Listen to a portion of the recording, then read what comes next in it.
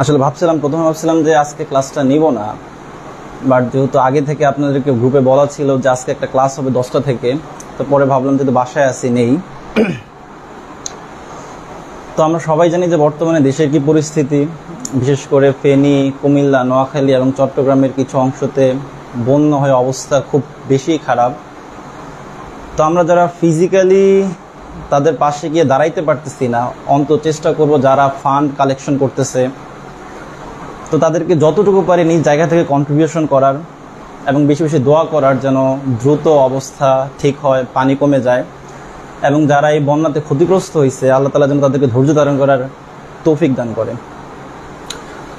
তো গত 22শে August maybe, হ্যাঁ 22শে আগস্ট সন্ধ্যার সময় ঘোষণা আসলো যে আপনাদের এইচএসসির যেই স্থগিত পরীক্ষাগুলো ছিল সেগুলো আর হবে না। তো যেহেতু এতদিন থেকে টেনশন ছিল যে পরীক্ষা কখন হবে বা হলেও কত নম্বরে হবে, স্বাভাবিক যতক্ষণ পর্যন্ত না পরীক্ষা শেষ হয় ওই টেনশনটা আমাদের মাথার মধ্যে থেকেই যায়। বাট যেহেতু এখন মোটামুটি আমরা শিওর যে এইচএসসি পরীক্ষা হইতেছে না, তো আমরা এখন সরাসরি আমাদের প্রিপারেশনটা, অ্যাডমিশনের জন্য প্রিপারেশনটা শুরু করে দিতে পারি। যদিও আপনাদের যেই পরীক্ষাগুলো হয় নাই সেগুলো রেজাল্ট কিভাবে দিবে, কিভাবে আপনার রেজাল্টের কম্বিনেশনটা করবে, এটা সম্পর্কে ডিটেলস কিছু জানা যায় নাই, তবে সেটা নিয়ে টেনশন করার কিছু নাই, কারণ সেখানে আপনার কিছু করার নাই। তো আপনার এখন কাজ হচ্ছে একটাই, আপনার এইম অনুযায়ী অ্যাডমিশনের জন্য প্রিপারেশন নেওয়া শুরু করা। তো যাদের মেডিকেল এইম সেই অনুযায়ী, যাদের ইঞ্জিনিয়ারিং এইম সেই অনুযায়ী, এবং যাদের ইউনিভার্সিটিতে লক্ষ্য তারা সেই অনুযায়ী প্রিপারেশন নেওয়া শুরু করেন। তো আজকে আমরা মূলত ঢাকা ইউনিভার্সিটির এ ইউনিটের যে অ্যাডমিশন টেস্টটা হয় বিজ্ঞান অনুষদের, সেটা নিয়ে ডিটেলসে আলোচনা করব। তো যাদের যাদের স্বপ্ন যে আমি ঢাকা ইউনিভার্সিটির এ ইউনিটে পরীক্ষা দিব, তো আপনার প্রিপারেশন শুরু করার পূর্বে বেসিক কিছু ইনফরমেশন অবশ্যই গ্যাদার করতে হবে। এমন না যে আপনি বই নিয়ে পড়তে বসলেন আর প্রিপারেশন শুরু করে দিলেন।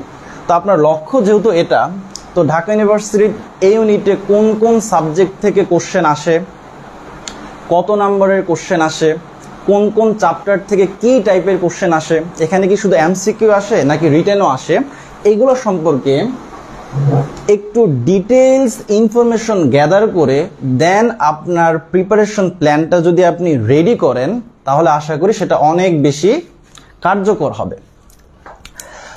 তো আমরা ঢাকা ইউনিভার্সিটির এই ইউনিটের প্রিপারেশনটা আপনি কয়েকটা ভাবে নিতে পারেন। আমরা একটু বেসিকটা ক্লিয়ার করি।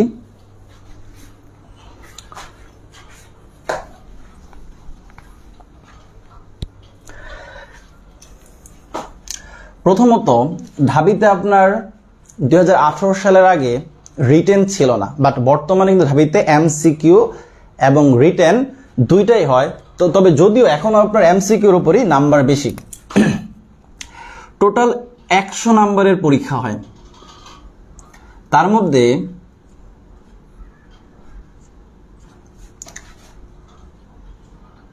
এমসিকিউ এবং রিটেন।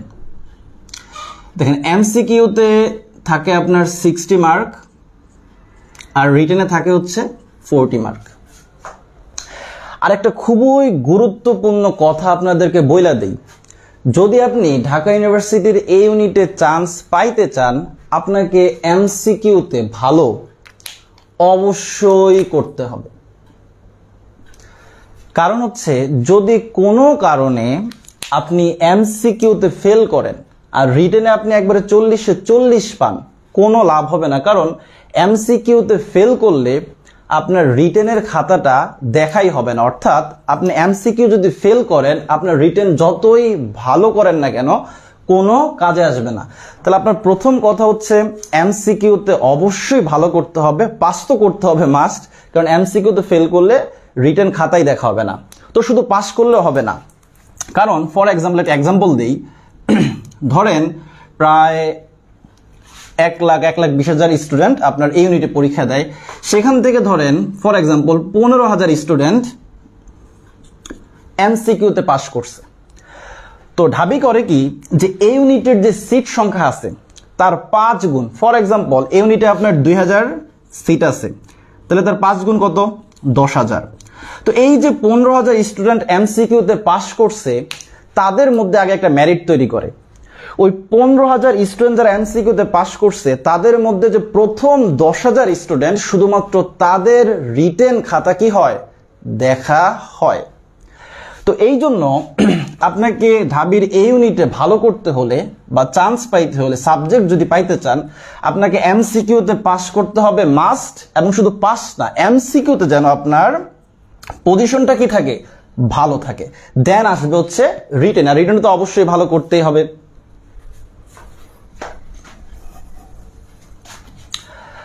আচ্ছা, এখন আপনি যখন এই ইউনিটে পরীক্ষা দিতে যাবেন, যখন কোশ্চেন পেপার খুলবেন, সেখানে দেখবেন যে টোটাল 6টা সাবজেক্টের কোশ্চেন থাকবে।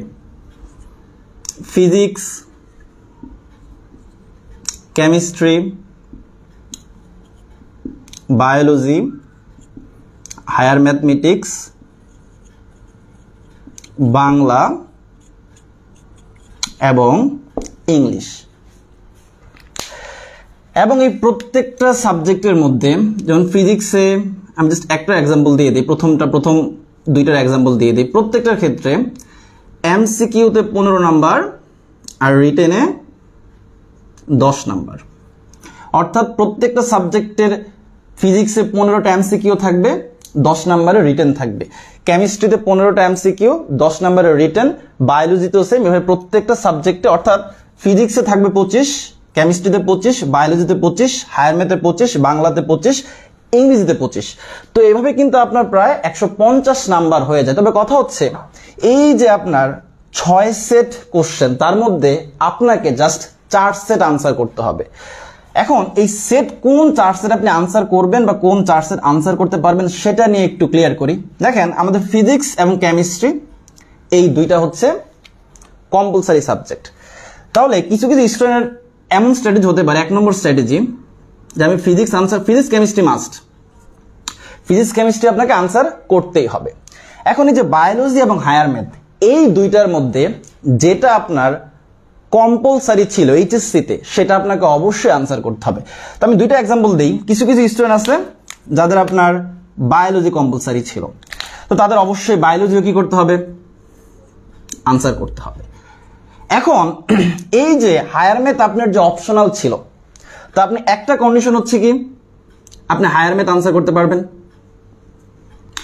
অথবা আপনি চাইলে এই হায়ার ম্যাথের পরিবর্তে বাংলা আনসার করতে পারবেন, অথবা আপনি চাইলে হায়ার ম্যাথের পরিবর্তে ইংরেজিও আনসার করতে পারবেন। তার মানে আপনার যদি বায়োলজি কম্পালসারি হয়, হায়ার ম্যাথ অপশনাল হয়, তাহলে আপনাকে ফিজিক্স কেমিস্ট্রি বায়োলজি এই 3টা মাস্ট আনসার করতে হবে। বাট এখানে একটু ফ্রিডম আছে, আপনি চাইলে হায়ার ম্যাথ আনসার করতে পারেন, অথবা হায়ার ম্যাথের জায়গায় বাংলা অথবা কি ইংরেজি।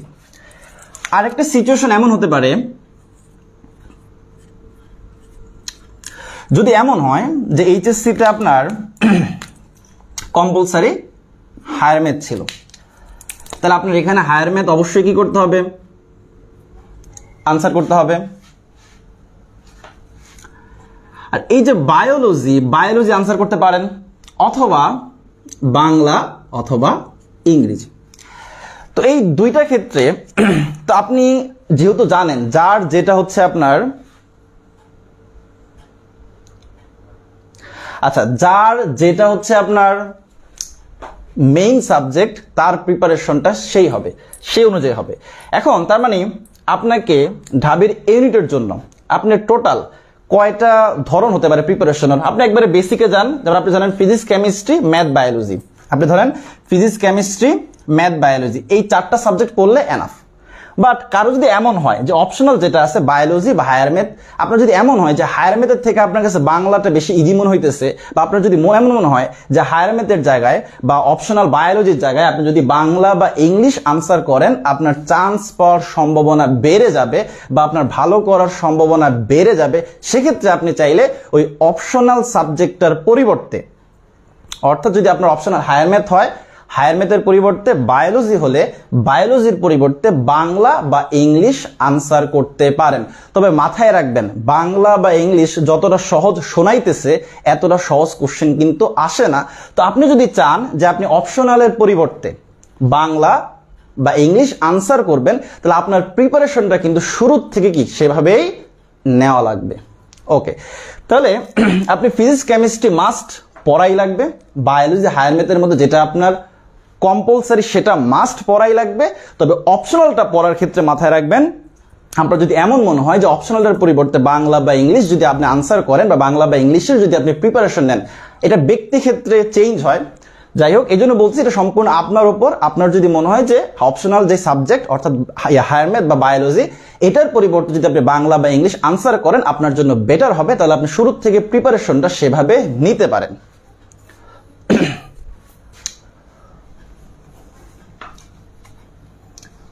ওকে, তো আজকে আমরা আমাদের রসায়ন নিয়ে আলোচনার কথা।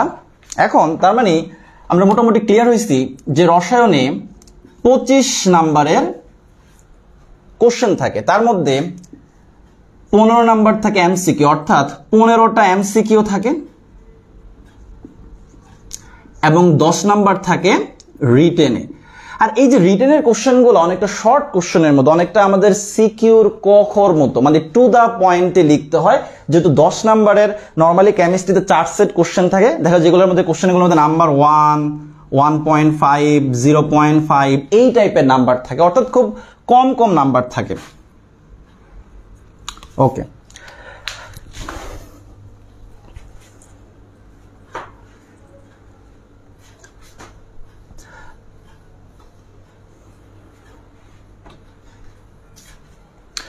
তো আসেন আমরা গুণগত রসায়ন নিয়ে আলোচনা করি। কারণ 2023 সালে আপনাদের যেই ঢাবির এক্সামটা হয়েছিল সেখানে কিন্তু প্রথম চ্যাপ্টার যেটা ছিল কেমিস্ট্রির ল্যাবরেটরি নিরাপদ ব্যবহার, সেখান থেকে কোনো কোশ্চেন আসে নাই। তো কেমিস্ট্রির গুণগত রসায়ন, তো আমরা আজকে এই চ্যাপ্টারের একবারে ডিপে যাব না। আমরা অ্যাকচুয়ালি 2023 সালে গুণগত রসায়ন থেকে কত নাম্বারের কোশ্চেন আসছে, 2023 সালে গুণগত রসায়ন থেকে কত নাম্বারের কোশ্চেন আসছে সেটা একটু বোঝার চেষ্টা করব। কারণ দেখেন, মাত্র 25টা এমসিকিউ আপনার যেহেতু 25 নাম্বারের যেহেতু কোশ্চেন থাকে, তার মধ্যে আপনার এমসিকিউ থাকে 15টা। এখন 2023 সালে এই গুণগত রসায়ন থেকে 3টা এমসিকিউ আসছে, তার মানে গুণগত রসায়ন থেকে 3টা এমসিকিউ আসছে এবং রিটেনে জাস্ট একটা কোশ্চেন আসছে, তাও 1.5 নাম্বারের। তার মানে গত বছর এই গুণগত রসায়ন হতে 25 নাম্বারের মধ্য হতে 4.5 নাম্বার আসছে। কেমিস্ট্রিতে কিন্তু এমন অনেক চ্যাপ্টার আছে যেটা থেকে ঢাবিতে 2023 সালে কোশ্চেনই আসে নাই। তার মানে 2023 সালে যেহেতু আপনার এই গুণগত রসায়ন থেকে 4.5 মার্কের কোশ্চেন আসছে, 3টা এমসিকিউ আসা মানে কিন্তু কম কথা না। যেখানে আপনার জৈব যৌগ থেকে কি এত বড় চ্যাপ্টার পড়ার পর আমাদের দেখা যায় প্রায় 5 থেকে 6টা এমসিকিউ থাকেই। তো গুণগত রসায়ন থেকে 3টা এমসিকিউ ছিল আর 1.5 নাম্বারের একটা ছোট কোশ্চেন ছিল। তার মানে 2024-এ বা নেক্সট ঢাবির পরীক্ষাতেও যে গুণগত রসায়ন থেকে এমসিকিউ বা রিটেনে কোশ্চেন থাকার সম্ভাবনা অনেক বেশি, সেটা আমরা এখান থেকে জাস্টিফাই করতে পারি। তো আসেন আমরা একটু দেখার চেষ্টা করি যে 2023 সালে ঢাবিতে, আমি একটু কোশ্চেনগুলো লেখা রাখছি, 2023 সালে ঢাবিতে আমি যে বললাম যে গুণগত রসায়ন থেকে 3টা এমসিকিউ আসছে, সেই 3টা এমসিকিউ কি? আর মজার বিষয় হচ্ছে ওই 3টা এমসিকিউর মধ্যে 2টা এমসিকিউ আসছে আপনার দ্রাব্যতা থেকে, মানে দ্রাব্যতা টপিক থেকে। এই যে গুণগত রসায়নের 3টা এমসিকিউ আসছে, ওই 3টা এমসিকিউর মধ্যে 2টা এমসিকিউ আসছে আপনার দ্রাব্যতা থেকে আর একটা এমসিকিউ আসছে কোয়ান্টাম সংখ্যা থেকে। আর এই কোয়ান্টাম সংখ্যা এবং দ্রাব্যতা এই টপিকটা বোর্ডের জন্য যেমন ইম্পর্টেন্ট, অ্যাডমিশনের জন্যও কি ইম্পর্টেন্ট। তো আমি কোশ্চেনটা লিখি, তো আনসারটা একটু আপনারা করার ট্রাই করেন। আপনি একটু কমেন্টে বললেন যে এটার আনসার কি হইতে পারে। এটা হচ্ছে ঢাকা ইউনিভার্সিটি 2023-এর গুণগত রসায়ন থেকে আসা কোশ্চেন।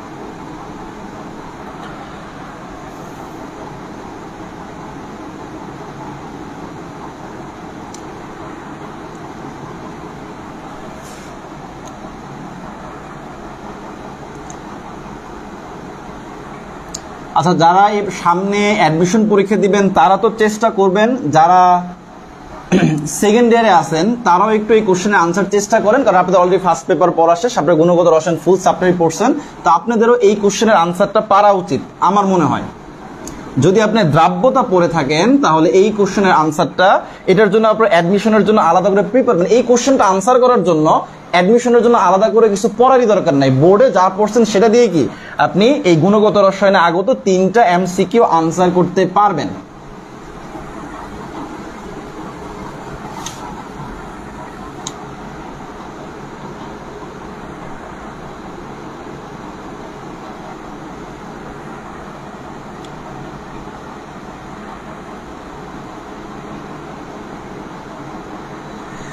আচ্ছা, আমরা 3টা এমসিকিউ পর্যায়ক্রমে দেখব। তো এই যে এটা হচ্ছে আপনাদের প্রথম কোশ্চেন, এটা আমি যদি একটু রেফারেন্সটা লিখে দেই, এটা গুণগত রসায়ন থেকে আসছে, ঠিক আছে, ঢাকা ইউনিভার্সিটি 2023-এ যেই 3টা এমসিকিউ আসছে, আমাদের প্রথমটা হচ্ছে এটা, নিচের কোন জোড়া যৌগে সম আয়ন প্রভাব বিদ্যমান। দেখেন, আমরা এই সম আয়ন প্রভাব এই কনসেপ্টটা কিন্তু আমরা দ্রাব্যতাতে পড়াই, ঠিক আছে। আমরা জানি যে সম আয়নের কারণে কি হয়, দ্রাব্যতা হ্রাস পায়। তো আপনাকে বলছে নিচের কোন জোড়া যৌগে সম আয়ন প্রভাব বিদ্যমান। এখন আপনারা একটু বলেন তো দেখি, আপনাদের কাছে ভুল হোক সমস্যা নেই, আপনাদের কাছে এখানে কোনটা আনসার মনে হয়?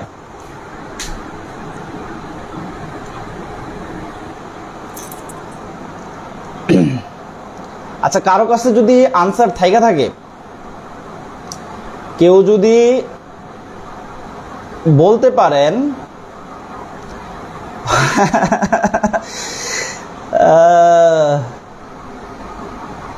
আচ্ছা, এই যে সোহান বলতেছে, আচ্ছা সোহান তুমিও ট্রাই করতে পারো, আশা করি পারবা, মানে মানুষ মন থেকে চাইলে সবকিছুই পারে।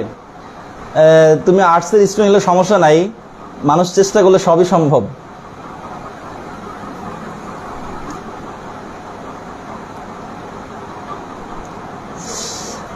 আচ্ছা, যেহেতু এমনিতে আমাদের অনেক রাত হয়ে গেছে, আমি আনসারটা বলি। দেখেন, এখানে আনসারটা হচ্ছে এটা। আচ্ছা, সময়ায়ন প্রভাবটা কি? সময়ায়ন প্রভাবটা হচ্ছে, আমি একটা সিম্পল এক্সাম্পল দিই। ধরেন একটা পাত্রে সিলভার ক্লোরাইড আছে, এটা একটা স্বল্প দ্রবণীয় লবণ বা মৃদু তড়িৎ বিশ্লেষ্য। স্বল্প দ্রবণীয় লবণ বা মৃদু তড়িৎ বিশ্লেষ্য বলতে আমরা অ্যাকচুয়ালি বুঝি যেটা আংশিক রূপে বিয়োজিত হয়, যেটা সম্পূর্ণরূপে কি হয় না, বিয়োজিত হয় না। এখন এই দ্রবণে সিলভার ক্লোরাইডের অবশ্যই কি আছে, একটা দ্রাব্যতা আছে, একটা নির্দিষ্ট দ্রাব্যতা আছে। আচ্ছা, সিলভার ক্লোরাইড মানে কি, এখানে সিলভার প্লাস আছে, ক্লোরিন মাইনাস আছে।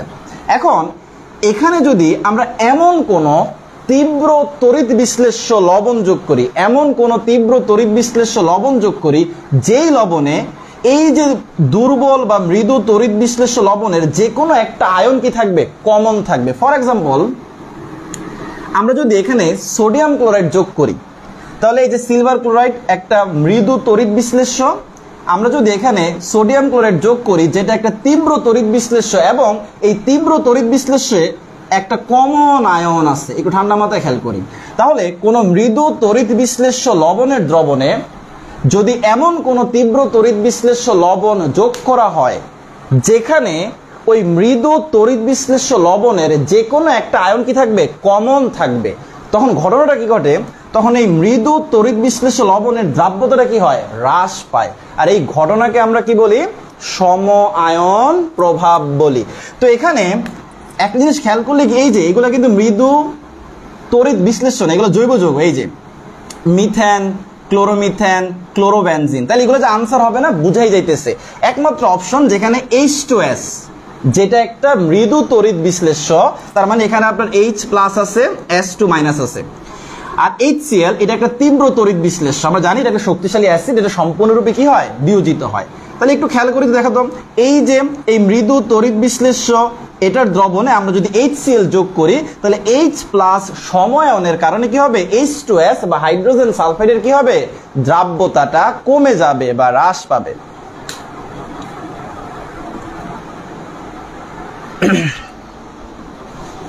আচ্ছা, আমরা পরে আশা করি এটা আনসার বুঝতে পারছি। আমরা একটু পরের কোশ্চেনটা দেখি।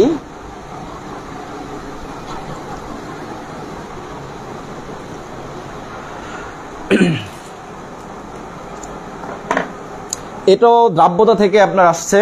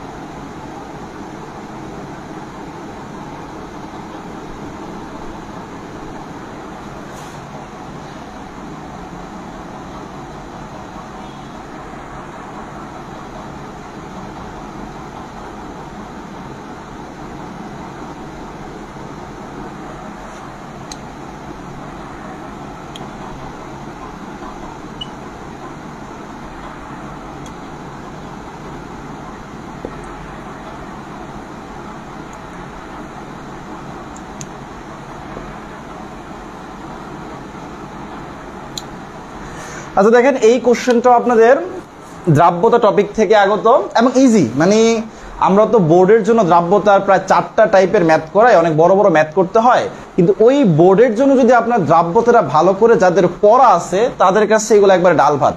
দেখেন বলছে অ্যালুমিনিয়াম হাইড্রোক্সাইডের দ্রাব্যতা যদি S হয় তাহলে দ্রাব্যতা গুণাঙ্কের মান কত।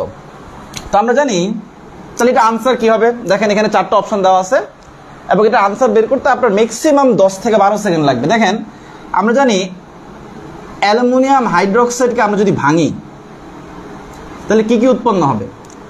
উৎপন্ন হবে অ্যালুমিনিয়াম 3+ এবং 3OH-।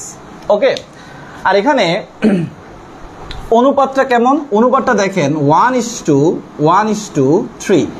মানে একটা অ্যালুমিনিয়াম হাইড্রোক্সাইড যখন বিয়োজিত হয় বা ভাঙে, সে একটা অ্যালুমিনিয়াম 3+ উৎপন্ন করে এবং 3টা OH- উৎপন্ন করে। এখন অ্যালুমিনিয়াম হাইড্রোক্সাইডের দ্রাব্যতা যেহেতু S, দ্রাব্যতা মানে সে সেই পরিমাণ দ্রবীভূত হয়, তার দ্রাব্যতার বেশি কিন্তু দ্রবীভূত হয় না। তাহলে অ্যালুমিনিয়াম হাইড্রোক্সাইড তার দ্রাব্যতা অর্থাৎ S পরিমাণ যদি দ্রবীভূত হয়, সে অ্যালুমিনিয়াম 3+ উৎপন্ন করবে S পরিমাণ এবং OH- উৎপন্ন করবে 3S পরিমাণ, এই যে রেশিও অনুযায়ী। তাহলে এটা যদি S পরিমাণ দ্রবীভূত হয়, এটা S পরিমাণ অ্যালুমিনিয়াম 3+ এবং 3S পরিমাণ কি করবে? OH- তৈরি করবে। এখন আমরা জানি দ্রাব্যতা গুণফল বা দ্রাব্যতা গুণাঙ্ক, এটার ফর্মুলাটা কি? এই যে অ্যালুমিনিয়াম 3+ এর ঘনমাত্রা গুণ OH- এর ঘনমাত্রা, আর এই যে সহগটা আমরা কি যাই? পাওয়ারে যাবে। তাহলে অ্যালুমিনিয়াম 3+ এর ঘনমাত্রা কত? S গুণ OH- এর ঘনমাত্রা কত? 3S, আর এই যে সূত্রের কিউব। ওকে, তাহলে এখানে আসতেছে S ইন্টু 3 × 9, 3 নং কত? 27S³। তাহলে আমরা ফাইনালি কত পাইলাম? আমরা ফাইনালি পাইতেছি 27S⁴। আর এই যে এটাই হচ্ছে আপনার আনসার। ওকে, তো আসেন আমরা তৃতীয় প্রশ্নে চলে যাই। তৃতীয় প্রশ্নটা কোয়ান্টাম সংখ্যা থেকে আসছে। আর অলরেডি যারা আপনার কলেজে যাদের ফার্স্ট ইয়ারের যাদের ক্লাস শুরু হয়েছে, যারা কোয়ান্টাম সংখ্যা পড়ছেন, এই যে এই পরের কোশ্চেনটা মানে 3 নম্বর কোশ্চেনটা আপনারাও আনসার করতে পারবেন। তাহলে দেখেন দ্রাব্যতা টপিকটা, এই একটা টপিক থেকে কিন্তু 2টা কোশ্চেন আসছে এবং কোশ্চেনের ধরনটা দেখে বোঝা যায় যে আহামরি কঠিন কোশ্চেন আসে না। আপনার যদি দ্রাব্যতা সম্পর্কে বেসিক কনসেপ্টগুলো ক্লিয়ার থাকে তাহলে আপনি খুব ইজিলি কি করতে পারবেন? এই কোশ্চেন 2টা আনসার করতে পারবেন। আচ্ছা, আমাদের লাস্ট কোশ্চেন, কারণ 23 সালে এই গুণগত রসায়ন থেকে 3টা কোশ্চেনই আসছে, 2টা আপনার দ্রাব্যতা থেকে আর একটা হচ্ছে আপনার কোয়ান্টাম সংখ্যা থেকে। তো আমরা 3 নম্বর কোশ্চেনটা একটু দেখি।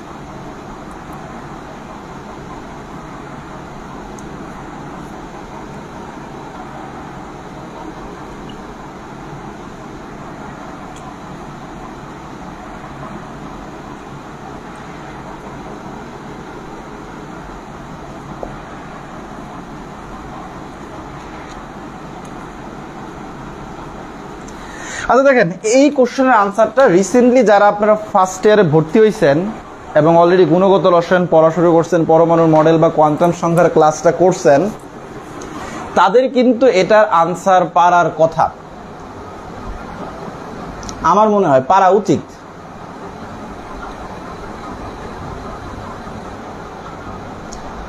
আচ্ছা, একজন প্রত্যেক আচ্ছা দেখেন, পাস মার্ক নর্মালি আপনার 40%। আপনি যদি মানে 40%-এর বেশি নাম্বার পান তাহলে আপনি কি পাস বলে গণ্য হবে। কিন্তু বলতেছিলাম যে এমসিকিউতে যদি পাস করেন, শুধু পাস করলেও কিন্তু আপনার চলবে না, আপনাকে পাস করার পাশাপাশি ওই যে মেরিট মানে এমসিকিউর যে মেরিট লিস্ট তৈরি করা হয় সেখানে আপনার পজিশন কি ভালো থাকা লাগবে। তার মানে এমসিকিউর ক্ষেত্রে তো অবশ্যই জোর দিতে হবে। আর রিটেনের যে কোশ্চেনগুলো ঢাবিতে আসে আমরা একটু পরে, কারণ গুণগত রসায়নে গত বছর একটা কোশ্চেনই আসছে রিটেনে, সেটা আমরা যখন দেখবো আপনারা বুঝতে পারবেন যে রিটেনের কোশ্চেনগুলো কেমন আসে।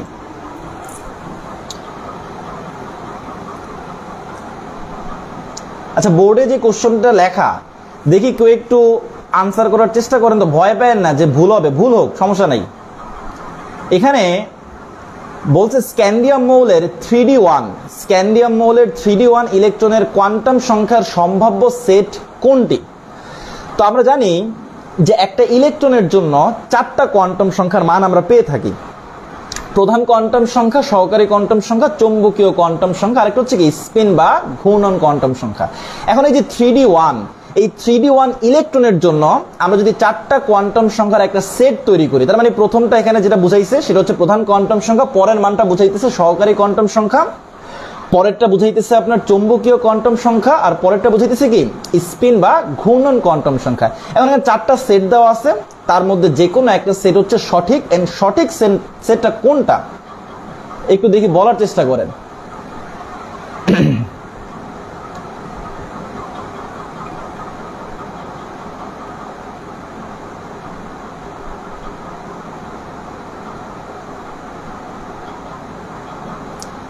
আচ্ছা গুড, একজন দেখলাম আনসার করছেন এ, আর বাকি মানে দেখেন ভয় পাওয়ার কিছু নাই।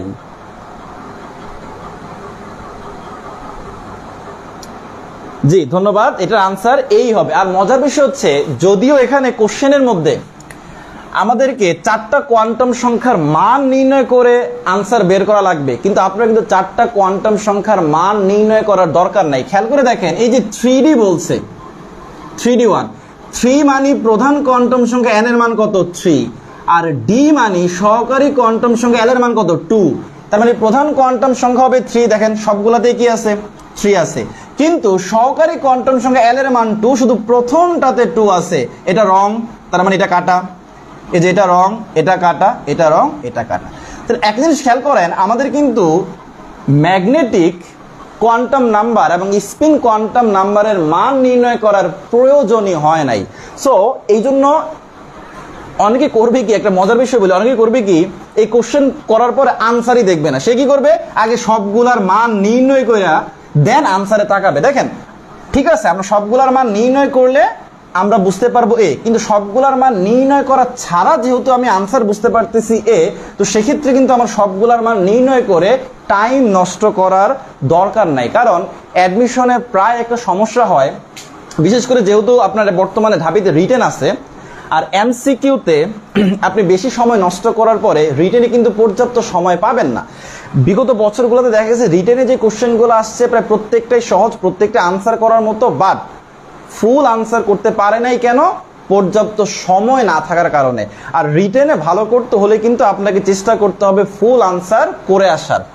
তাহলে যেহেতু 2023-এ গুণগত রসায়ন থেকে 3টা এমসিকিউ আসছে, মানে 15টা এমসিকিউর মধ্যে 3টা এমসিকিউ আসছে গুণগত রসায়ন থেকে, তার মানে সামনের পরীক্ষাতেও গুণগত রসায়ন থেকে অবশ্যই কি এমসিকিউ থাকবে। তো আসেন আমরা একটু রিটেনে যে একটা কোশ্চেন আসছে, আমরা শুরুতে বলছিলাম যে গুণগত রসায়ন থেকে 3টা এমসিকিউ আসছে গত বছর, এবং রিটেনে জাস্ট একটা কোশ্চেন আসছে 1.5 নাম্বারের জন্য। সেই কোশ্চেনটা কি, আর রিটেনে দেখেন কোশ্চেন যদিও রিটেনের, কিন্তু মার্ক কিন্তু এমসিকিউর মতোই, মানে একটা রিটেনের কোশ্চেন মার্ক হচ্ছে 1.5। এখন ওখানে আপনি কতটুকু লিখবেন সেটা আপনাকে একটু বুঝতে হবে। তো আমাদের রিটার্নের কোশ্চেনটা ছিল কি, ও পাইছি, হ্যাঁ এই কোশ্চেনটা আপনার রিটার্নে আসছে।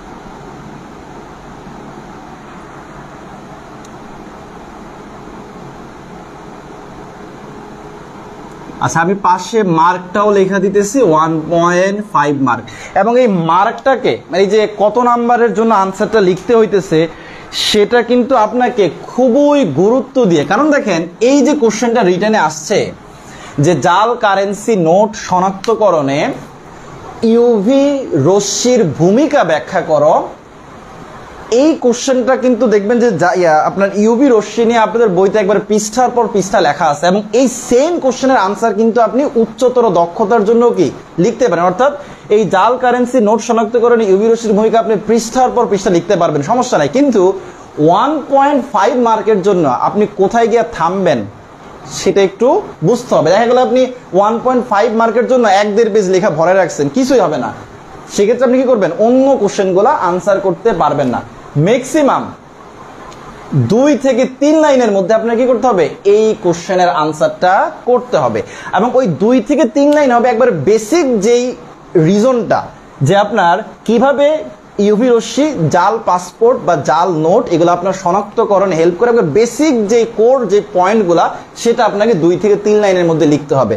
আপনি এখানে অপ্রাসঙ্গিক কোনো কথা যদি লিখতে যান তাহলে হয়তো বা রিটার্নে ফুল আনসার করতে পারবেন না। তা আপনার কি মনে হয় এই টাইপের কোশ্চেন কিন্তু দেখেন কোশ্চেন কিন্তু ইজি, এবং আপনার মজার বিষয় হচ্ছে আনসারটাও কিন্তু আপনারা সবাই পারেন, কিন্তু রিটার্নের ক্ষেত্রে মাথায় রাখতে হবে যদি আবেগের বশবর্তী হয়ে আমরা অনেক বেশি লিখতে যাই, যে যেহেতু কোশ্চেন কমন আসছে তাহলে লিখি, ওইটা কিন্তু করা যাবে না। কোশ্চেনের পাশে যে মার্কগুলো দেওয়া আছে সেগুলো একটু ঠান্ডা মাথায় অবজার্ভ করতে হবে, যে এই 1.5 মার্কের জন্য আমি কতটুকু লিখবো আর কতটুকু বাদ দিব।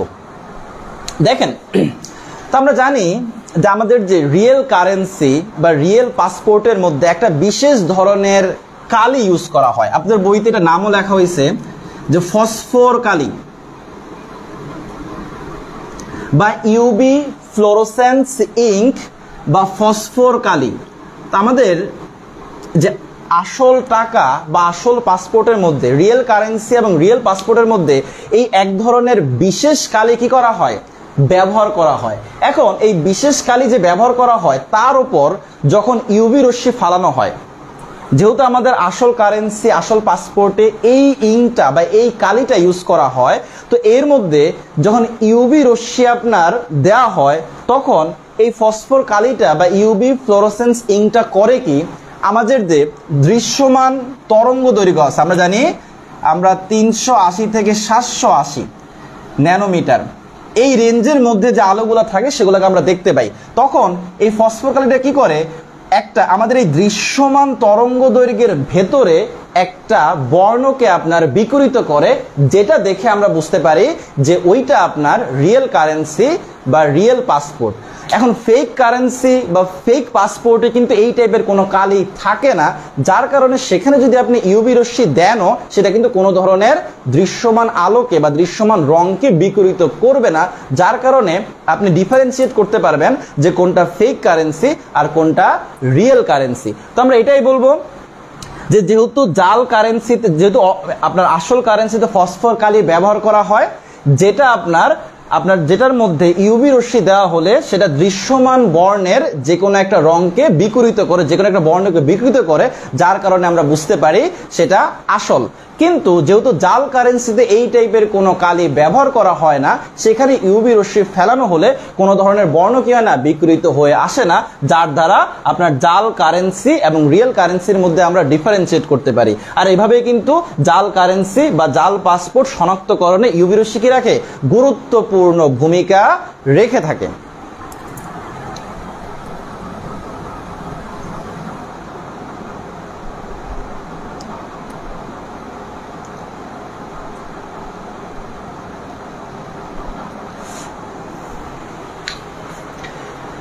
তো যাই হোক, এই ছিল আমাদের গুণগত রসায়ন নিয়ে আজকে। আমরা নেক্সট ক্লাসে দেখেন, এই বছর মানে 2023-এ গত বছর যেহেতু আপনার দ্রাব্যতা এবং আমরা যদি ওভারঅল চিন্তা করি, এমসিকিউতে দ্রাব্যতা এবং কোয়ান্টাম সংখ্যা থেকে কোশ্চেন আসছে, আর রিটেনে শুধুমাত্র এই যে জাল টাকা বা জাল পাসপোর্ট শনাক্তকরণে ইউভি রশ্মির ব্যবহার, এই টপিকটা থেকে কোশ্চেন দিছে।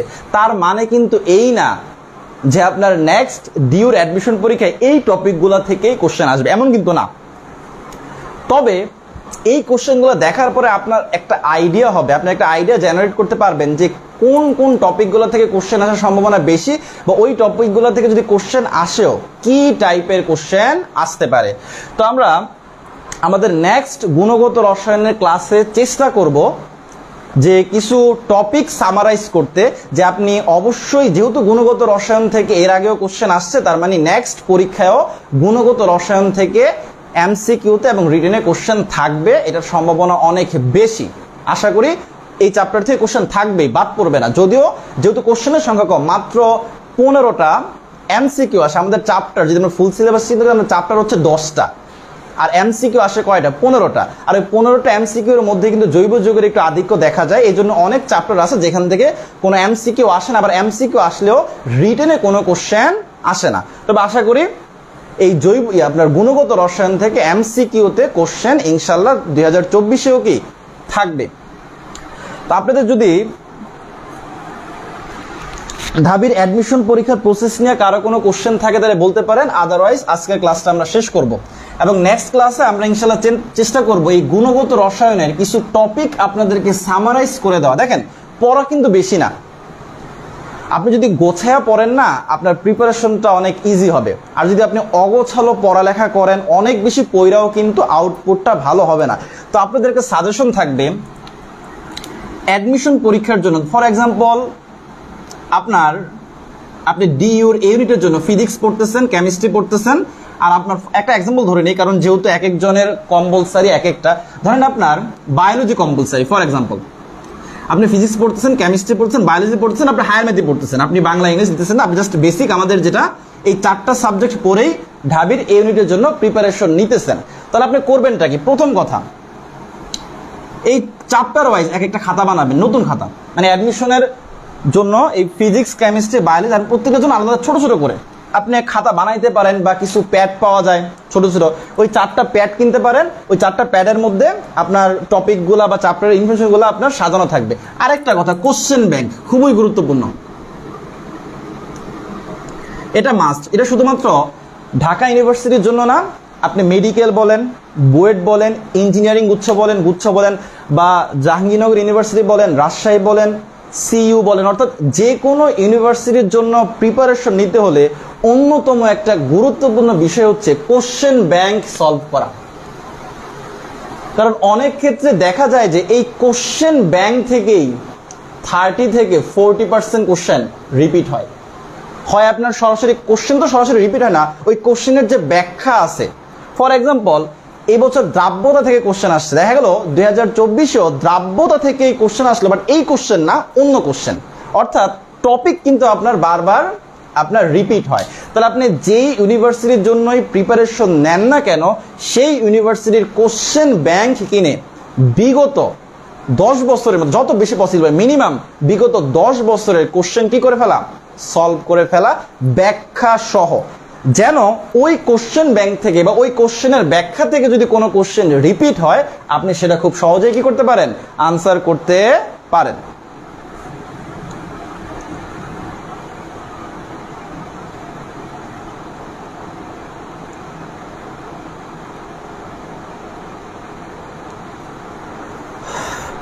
আচ্ছা, যাই হোক, অনেক লেট হয়ে গেছে। আজকে আমরা তাহলে এখানেই শেষ করতেছি। সবাই ভালো থাকেন, সুস্থ থাকেন। ইনশাল্লাহ আগামী ক্লাসে দেখা হবে না।